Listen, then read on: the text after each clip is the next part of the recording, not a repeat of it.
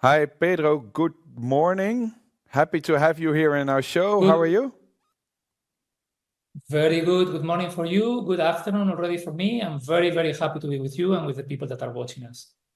I'll try to do my best in my, well, let's say not that very good Spanish, but I hope I pronounce your name correctly. But let's stick to Pedro if you're okay with that for now, right? Yeah, we can stick to Pedro, no problem at all. Okay. Yes.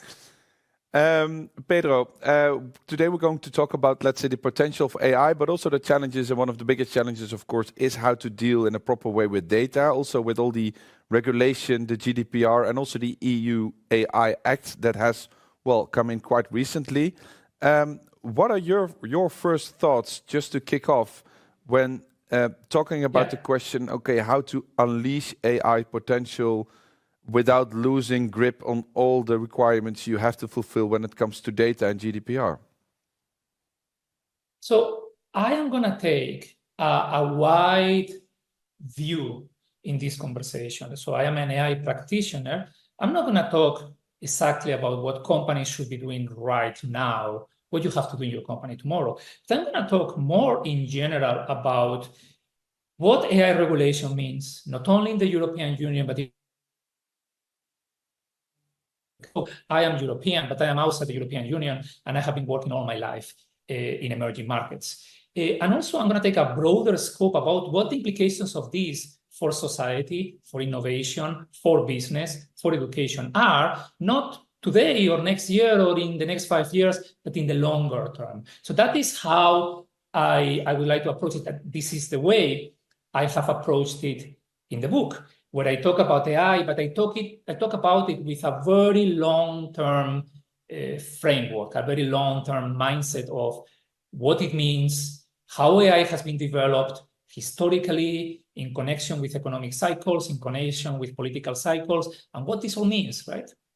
Yeah.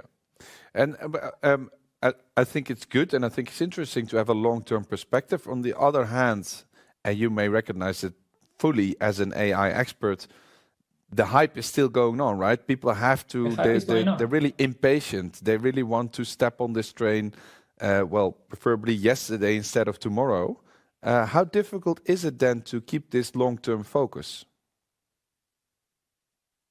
Well, I mean, companies are starting implementing AI at this moment. Everybody's talking about AI. Unfortunately, very few companies are starting implementing it. Very, very few companies, right? While everybody talks about it. I think one of the challenges, and we are going to talk about it, is the fact that AI models, large language models, are not completely mature. And there could be instances in which they lead to unwanted consequences. I give you an example that happened last year in Canada. So Air Canada implemented an AI model for customer service. The AI model gave wrong information to a customer, telling him that he had the right to ask for compensation for some flight that he couldn't take or something like that. It was around 600 euros of compensation. The reality is that he didn't have the right to have that compensation. And when he found out, he wasn't happy. Went to a judge, and the judge said, Air Canada, I'm sorry that your chatbot gave the wrong information, that you have to pay for this compensation. These kind of things happen. And well, how do we get prepared for this? Let's focus a bit more on, well, the key question in this session, of course, is it's on the one hand unleashing AI's potential. On the other hand, you have to deal with, for example, well, let's say the other challenges coming up who also have a hunger for data as AI has. For example, GDPR. If you, from your experience and from your perspective, would say, well, if we are talking about, let's say, the intersection of the potential of AI on the one hand and GDPR on the other hand, what are, in your opinion, let's say, the 1-2 biggest challenges and, of course, the 1-2 biggest opportunity on a broader level, you would say?